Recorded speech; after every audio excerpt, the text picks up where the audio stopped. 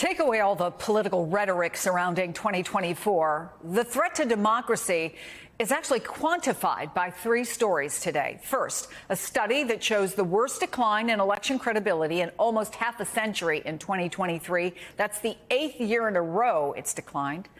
Plus, recognizing the threat, former governors are banding together to convince their successors to commit to certifying November's election. And in a stark reminder of the real-world consequences of election disinformation, election offices across the country opened mail containing a white powder this week. Brendan Buck is a former aide to Speakers Paul Ryan and John Boehner. Kimberly Atkins-Storr, a columnist for the Boston Globe. Both are MSNBC political analysts. You know, we hear all the time, Brendan, about the dangers of election denial.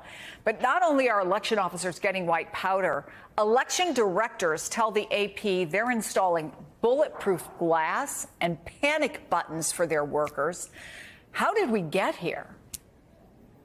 Over a long time in a relentless campaign to sow distrust. Look, democracy only works because we decide we're all going to play by these rules. You know, it's self-government by definition. And if we start losing faith and trust in it, it falls apart here. It falls apart as we're seeing across the world. And the symbol that the United States and the example that the United States sends matters. It really does. I mean, it was one of the first things that I thought about on January 6th when I saw the images of the Capitol that day is how is the rest of the world going to react seeing this? If we're giving them permission really to do to challenge and question the outcomes of elections, it's really all on us if we're going to be able to restore any confidence in this. And that's why these campaigns that a lot of Republicans have been running are so damaging, and not just for this election, but for the long-term confidence that we have in our system of government. Kimberly, the study says that between 2020 and 2024, 20% of global elections, their results were contested by a losing candidate or party. And it stresses that if elections fail, successive democracy is, and this is a quote, utterly impossible. So what is the real scope of the threat here?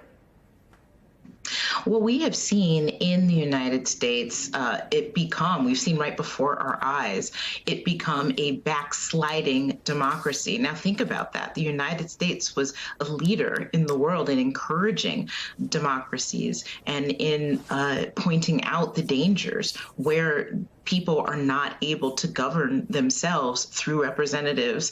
And here we are now on the list of countries that are moving in the wrong direction. And we are seeing that, as Brendan pointed out, when you have active efforts to discard or overturn the will of voters. And it also happens when you have leaders that encourage that. And when you have leaders, presidents and former presidents who praise people like Maduro, like Putin, like Kim Jong-un, who either embrace autocracy entirely or put up sort of sham democracies and claim to be the victors when they are not, that really tells you why we're seeing a lot of what we're seeing in terms of the backsliding of democracy right here. Hillary Clinton spoke to my colleague, Rachel Maddow, last night about this, and I want to play some of it. Part of what Trump is counting on is for people to get desensitized. I mean, oh, my gosh, did you hear what he said yesterday? Did you hear who he attacked? Did you hear the viciousness?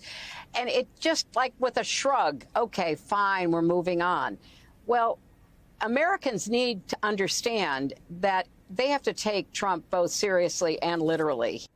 So, Brendan, whether it's rhetoric, if it's a white powder, threatening phone calls, panic buttons, if this becomes just a normalized part of American politics, what does that mean? Are you worried that there's been so much of it, it just becomes in the ether? I've been worried about January 6th, 2025, when they have to certify the next election, since January 6th, 2021. I mean, this is, I think, look, we all remember the famous quote, the infamous quote, I should say, where somebody said, what harm is it to let him sort of get this out of his system for a little while in the fallout of the election? Well, we saw what the harm was. The harm was January 6th, that you would think that after what happened there would be a recognition that, OK, we went too far. But instead, every elected Republican this time won't say out loud that Donald Trump actually lost. And so I have no confidence whatsoever that Donald Trump is going to concede, or that his allies are going to go easily to certify the outcome if he loses.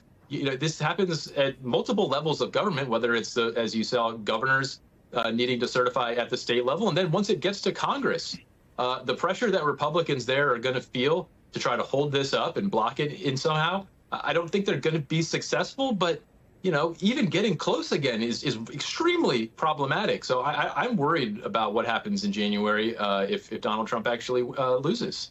So here we are, Kimberly, at a point where former governors feel that they have to suggest pressure to their successors to actually certify a free and fair election.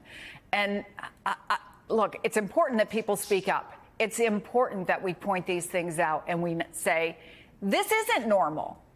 I grew up in an immigrant community. My parents were election poll workers. They were proud and excited to do that. And now people are afraid. So what else can and should be done? What do Democrats do to handle this going forward?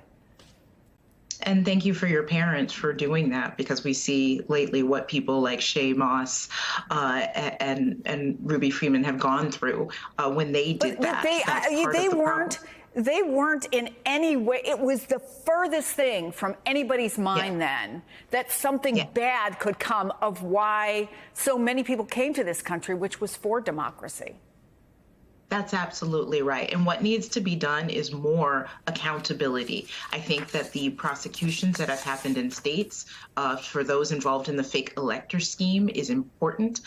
It would be great if the federal case against Donald Trump for his role in January 6th were allowed to move forward and not to be indefinitely delayed in the way that it has. And also passing laws like the Electoral Count Reform Act was important, but that was just a tiny bit. That requires, for example, a single slate of electors be certified by states as opposed to putting up alternative ones. And this is what those governors are calling for. That bipartisan group of governors are just calling on governors to do their jobs, which you would think that they wouldn't need to be told that.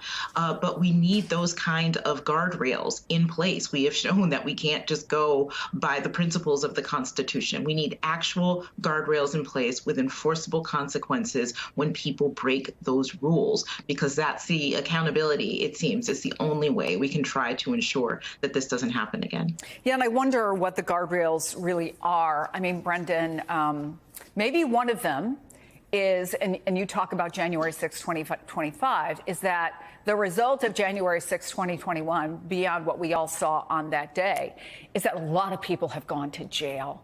A lot of people who were responsible for violence paid a price for that. Their families paid a price for that. I wonder if that will be a cautionary tale at all. I don't know. What are the guardrails that can be in place?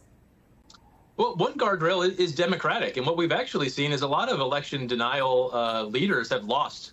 People who are running to be Secretary of State who are election denials lost. I mean, it is a bridge too far for most people. And I think that's the most heartening thing, is that a majority of this country has no tolerance for it. There are still a lot of Republicans who are appealing to a small sliver of the party who does care about that. But time and time again, I think the worst moment for Donald Trump in the entire debate, which was a bad debate, was him recounting how he thinks he won the election. I mean, that just turns people off. People think he's crazy. So we can handle it through the legal system. We can also handle it through the democratic system and vote people out who deny election results.